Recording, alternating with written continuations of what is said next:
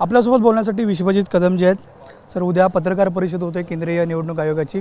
आचारसंहिता लागण्याची शक्यता आहे, म्हणजे जवळपास डिक्लेअर आहे की आचारसंहिता लागेल। तुमची भारत जोडो न्याय यात्रा सुरू आहे, भारत जोडो न्याय यात्रेवरती काय फरक पडेल का?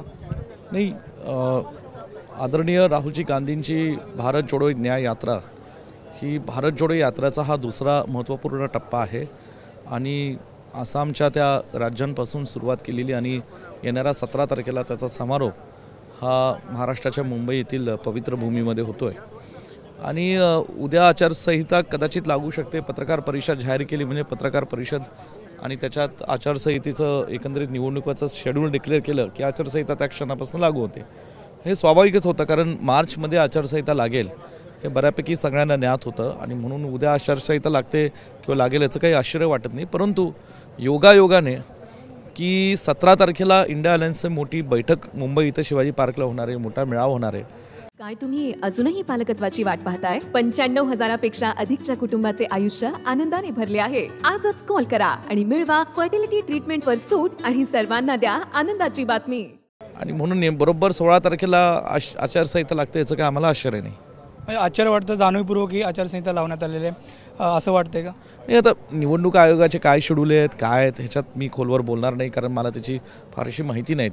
पण हो, मार्च महिन्यात आचारसंहिता लागणार होती ची चर्चा होती। फक्त असा एक योगायोग कसा असू शकतो की 17ला मोठी बैठक इंडिया अलायन्सच्या सर्व पक्षांची आणि बरोबर 16ला दुपारी 3 वाजता आचारसंहिता। नक्कीच, मात्र या संपूर्ण आचारसंहितेदरम्यान जी मोठी सभा होणार आहे छत्रपती शिवाजी महाराज मैदानावरती, त्याला नेमका कसा परिणाम होणार आहे का की जो खर्च सुद्धा दाखवणे मला वाटत नाही परिणाम होईल।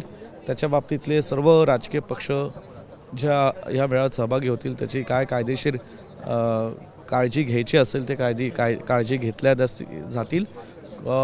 निवडणूक आयोगाच्याच नियमावलीमध्ये अधीन राहून ही आचार सभा होईल असं मला वाटतं। खर्च दाखवावा लागेल अशी सुद्धा चर्चा नाही, ते मी म्हणलं ना, त्याची कल्पना मला नाही आता, कारण ह्या सभेमध्ये सगळेच लोक सहभागी होणार आहेत आणि मग त्याच्या बाबतीतली काय निवडणूक आयोगाच्या नियमावलीनुसार अधीन राहून जे काय असेल ते येणाऱ्या काळात होईल। नक्कीच, मात्र पाहायला गेलं मोठा रिस्पॉन्स मिळतो राहुल गांधी यांना।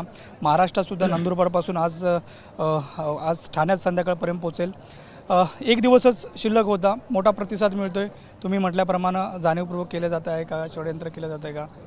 नाही, मुळात अत्यंत जोरदार प्रतिसाद नंदुरबारपासून धुळे, मालेगाव, नाशिक आणि काल त्र्यंबकेश्वरच्या पवित्र देवस्थानी त्या ठिकाणी दर्शन घेऊन पूजा केलेली आहे। आज आदिवासी भागातल्या जव्हार, विक्रमगड, मोखाड्याच्या टप्प्यातनं ते आज भिवंडीला पोहोचत आहेत।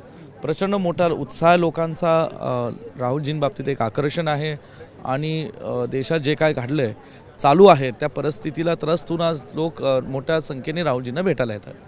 धन्यवाद TV9शी बातचीत केल्याबद्दल। एकंदरीत 17 तारखेला इंडिया अलायन्सची बैठक होणार आहे आणि सभासुद्धा राहुल गांधींची छत्रपती शिवाजी महाराज मैदानात मुंबईत होणार आहेत आणि अशाच वेळेत ही आचारसंहिता लागणं म्हणजे एकंदरीत वेगळा जो आश्चर्याचा आहे असं विश्वजित कदम यांनी स्पष्ट केलेलं आपल्याला पाहायला मिळते। वडोदने प्रसादसोबत नंदकिशोर गावडे, TV9 मराठी, पालघर।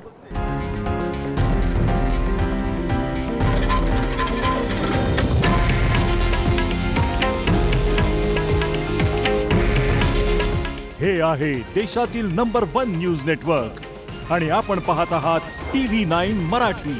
काळजी तुमची, हित महाराष्ट्राचं।